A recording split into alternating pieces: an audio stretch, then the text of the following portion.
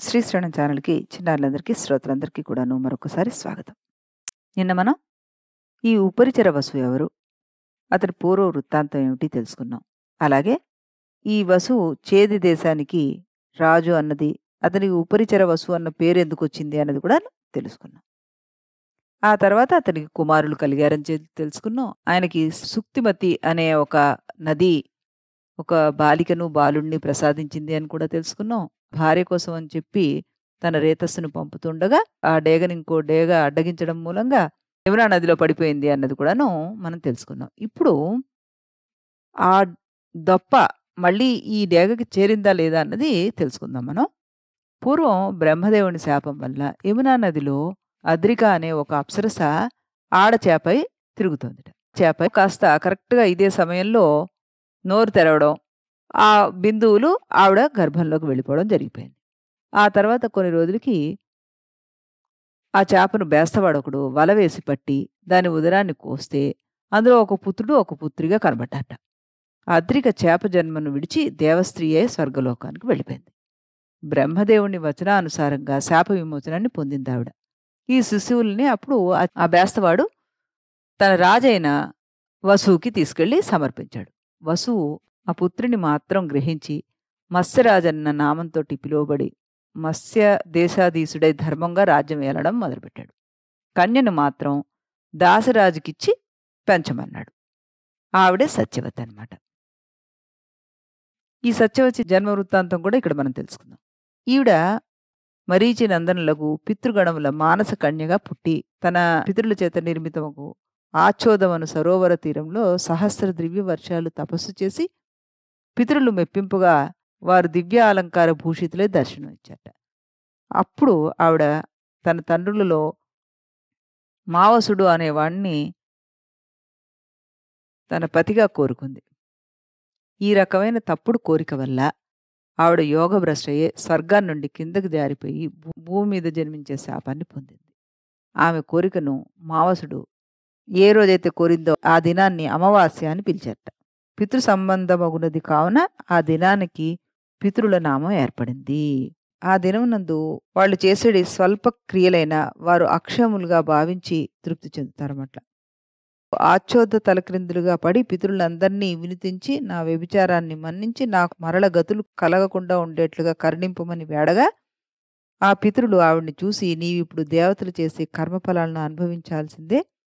28వ ద్వాపరమున మీన యోనియందు పుట్టి సత్యవతి అనే పేరుతో పిలువబడి మొదట పరాశర మహాముని తేజతో వ్యాస మహాముని కని పిదప శంతనుని భార్యవై విచిత్ర వీరుడు చిత్రాంగదుడు అన్న ఇరువురు పుత్రులను పొంది కడపట ఆచ్ఛోద అన్న పుణ్యనది అవుతావు నువ్వు అని చెప్పి అంతర్హితులయ్యారట. అంటే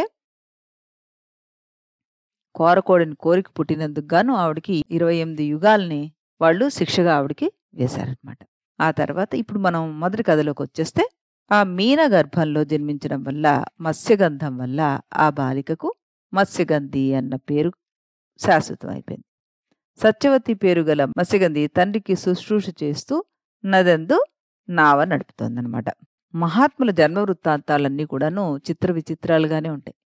వ్యాసుడి జన్మ చరిత్ర అలాంటిది. బ్రహ్మ మానసపుత్రుడగు వశిష్ఠుల వారి మనవడు పరాశరుడు. ఇతడు అఖండ జ్ఞానాన్ని పొందినవాడు. ముఖ్యంగా ఖగోళ జ్ఞానప్రియుడు, జ్యోతిష్ శాస్త్రవేత్తగా పరిణమించాడు.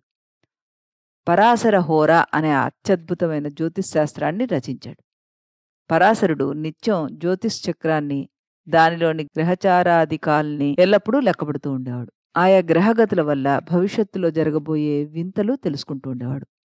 ఒకనాడు పరాశర మహర్షి తీర్థయాత్రార్థి అయి తీర్థయాత్రలు చేయాలని సంచరిస్తూ యమునా నదీ తీరంలో చేరుకున్నాడు. నియమనిష్టలతో కఠోర తపం ఆచరించి బ్రహ్మర్షి అయిన ఆ సమయంలో ఆ ముని ఆత్మ నిగ్రహం సడిలింది. అనతి దూరంలో నావను నడుపుతున్న క్రమంగా తన సమీపానికి చేరుకుంటూ ఉన్న సత్యవతి అతిలోక సౌందర్యం సందర్శించగానే ఈయనకి ఆవిడపైన మోహం కలిగింది. ఆ యువతి దాసవంశంలో జన్మించిన కన్య కాదని, వసురాజుని కుమారి అని తన దివ్య దృష్టి వల్ల ముందుగానే తెలుసుకున్నాడు ఈ పరాశర మహర్షి. జ్యోతిశ్చక్ర చాలనము రీత్యా విష్ణు సన్నిభుడై పుత్రోదయానికి నిషేక సమయం చేరులో ఉంది. కానీ ఎలా అని ఆలోచిస్తున్నాడు. దాసకన్యక సిగ్గుతో తల ఉంచుకొని కడగంటి చూపులతోటి ఆ తపోనిధుడిని చూసిందిట. ఆ పరాశరుడు తన మనసులోని కోరికను తెలియజేశాడు. అప్పుడావిడ, ఋషివర్య, ఈ తీరం ఆవతల మానవ సంచారం గోచరిస్తుంది కదా అని చెప్పగా పరాశరుడు అది గ్రహించి తపోబలం చేత తమ చుట్టూ పొగమంచును కల్పించేశాడు. ఆ ప్రదేశం అంతా కనుచూపు మేరలో సర్వత్రా గాఢాంధకారం అలుముకుంది. మత్స్యగంధి ఆ మహాముని పరమాద్భుత సృష్టికి ఆశ్చర్యచకితురాలైందిట. నేను కన్యను, అదీగాక మా తండ్రి గారి ఆధీనంలో ఉన్నాను నేను, పైగా మీనగంధిని. కన్యత్వానికి భంగం కలిగిన పక్షంలో ఇక నేను ఏ మొహం పెట్టుకుని ఇంటికి వెళ్ళగలను? ఒకవేళ ఎలాగో గృహం చేరుకున్నా అక్కడ ఎంతకాలం అని నివసించగలను? తమరు ఈ విషయాలన్నీ ఆలోచించి నిర్ణయించవలసిందిగా ప్రార్థిస్తున్నాను అంటూ అందిట. అప్పుడు ఆ మాటలు విన్న పరాశరుడు సంతోషించి, నీ కన్యత్వానికి భంగం రాదు, ఈ విషయంలో నువ్వు ఏమాత్రం భయపడక్కర్లేదు. ఇక మీదట ఈ శరీరం ఈ క్షణం నుంచి 1 యోజనం దూరం వరకు కూడాను కస్తూరి పరిమళాలు వెదజల్లుతుంది. ఈ విధంగా నీకు వరం కూడా ప్రసాదిస్తున్నాను. ఇది జాతక చక్రం మూలంగా ఇప్పుడు ఒక కుమారుడు పుట్టవలసిందే అంటూ ఆయన ఆవిడని అనుగ్రహించట.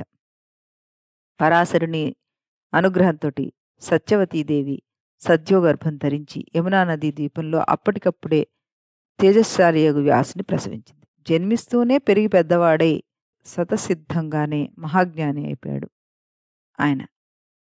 నీలమేఘశ్యామ శరీరుడైన ఆ మహర్షికి కృష్ణ నామధేయం సహజంగానే ఏర్పడిపోయింది. యమునా నది ద్వీపంలో జన్మించడం చేత ద్వైపాయనుడన్న నామం కలిగింది. ఈ ప్రకారంగా కృష్ణ ద్వైపాయనుడయ్యాడు ఆయన. అనంతరం వేదవ్యాస మహర్షి కృష్ణజీనము, కపిల జటాలు, దండము, కమండలము ధరించి జాజ్వల్యమాన రూపంతోటి జనని సత్యవతికి సాష్టాంగంగా నమస్కారాలు అర్పించి అతడు తల్లి అనుమతిని పొంది తపస్సు చేయడానికి మనోనిశ్చయుడై వెళుతూ, అమ్మా, అవసరమైనప్పుడు నీ ముందు నేనుంటాను, నువ్వు స్మరిస్తే చాలు అన్నాడు. అలా ఆవిడ అనుమతి పొంది సమస్త లోకాలకు సదా శుభపరంపరలు కలిగించే వాళ్ళగా సత్సంకల్పంతో ఏకాంత ప్రదేశంలో తపోదీక్ష వహించాడు ఆ సాత్యవతీయుడు కృష్ణద్వైపాయనుడు వేదవ్యాసుడు. యుగయుగానికి ధర్మదేవత ఒక్కొక్క పాదమే లుప్తం అయిపోతోందని, క్రమక్రమంగా మానవాళికి ఆయుర్దాయము, శక్తి సామర్థ్యాలు సన్నగిల్లిపోతున్నాయని గ్రహించి వారిని అనుగ్రహింపకోరి వ్యాస మహర్షి వేదరాశిని యావత్తు 4 విధాలుగా విభాగం చేశాడు. అంతేకాకుండా అష్టాదశ పురాణాలు, పంచమ వేదమైన ప్రఖ్యాతి వహించిన భారత సంహితను ఆయన రచించాడు. శ్రేష్ఠుడుకు ఈ ద్వైపాయన మహర్షి సుమంతుణ్ణి, జైమిని, పైలుణ్ణి, తన కుమారుడు శుకుణ్ణి, వైశంపాయనుడిని మహాభారతంతో కూడిన పంచవేదములను అధ్యాపన చేయించాడనమాట. రేపు మనం ఈ వేదవ్యాసుడి మహిమతోటి ఇంకా ఏం జరుగుతున్నాయి ఇవన్నీ కూడాను తెలుసుకుందాం. అంతవరకు సెలవు.